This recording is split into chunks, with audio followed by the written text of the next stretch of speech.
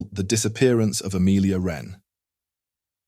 Amelia Wren was a woman of many talents and a sense of adventure that was unparalleled. She was known throughout her small coastal town as the resident explorer, never content with the mundane and always seeking the extraordinary.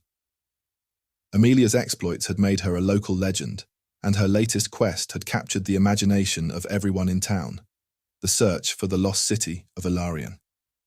The legend of Ilarion had been passed down for generations, a tale of a hidden city filled with untold riches deep within the uncharted jungles of South America. Many had tried to find it, but none had returned. It was said that the city was cursed, and those who ventured too close would vanish without a trace. Amelia, however, was undeterred. Armed with a backpack filled with supplies, a machete, and an unyielding spirit, she embarked on her journey, leaving behind a letter for her family and friends, explaining her quest and her belief that she would return with the discovery of a lifetime.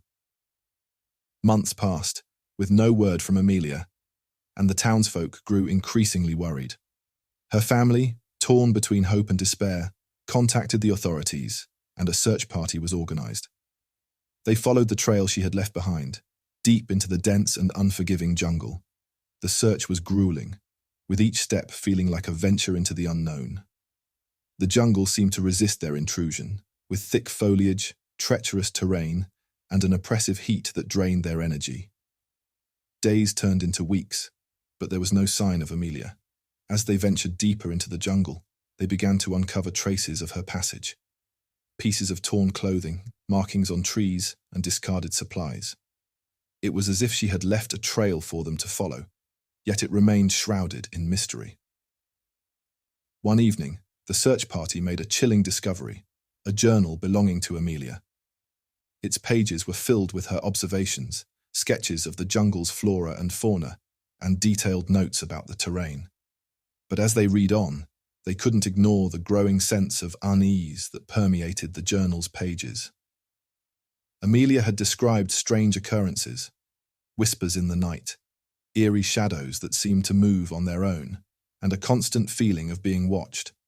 She wrote of unexplainable phenomena, like the jungle itself coming to life. It was clear that she had become increasingly unnerved by her surroundings. The final entry in the journal was chilling. "Ilarion is real. I have seen it, its golden spires gleaming through the trees. But there is something here, something ancient and malevolent. I fear it knows I've come. I must press on. I must find the city." The search party pressed forward, guided by the clues left behind in the journal. They encountered remnants of what appeared to be an ancient civilization: crumbling stone structures, intricate carvings, and evidence of a city hidden beneath the thick jungle canopy. It was a sight to behold, but the sense of foreboding grew stronger with each step. Then, on a misty morning, they stumbled upon an astonishing sight: the entrance to what could only be Ilarion. A massive stone archway adorned with intricate symbols and surrounded by towering trees stood before them. It was the gateway to the lost city. As they cautiously entered Ilarion, they were greeted by a breathtaking sight: a city frozen in time, its architecture a testament to a civilization that had long vanished. Streets lined with crumbling buildings, intricate statues, and a sense of grandeur that defied imagination stretched out before them.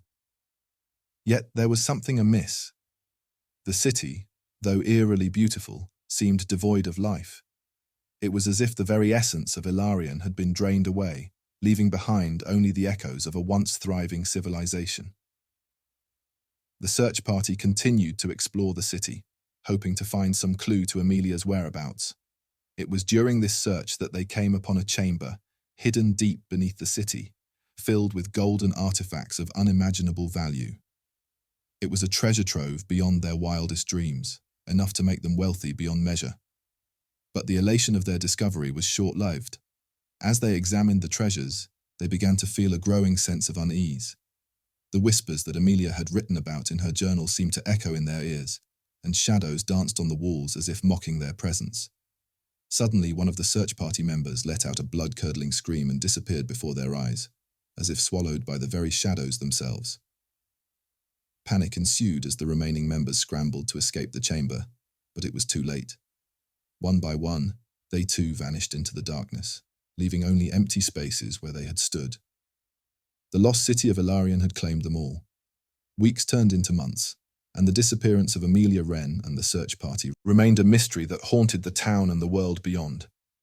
Some believed that the city was cursed, that it had swallowed those who dared to enter. Others thought that the malevolent force described by Amelia had finally taken its toll.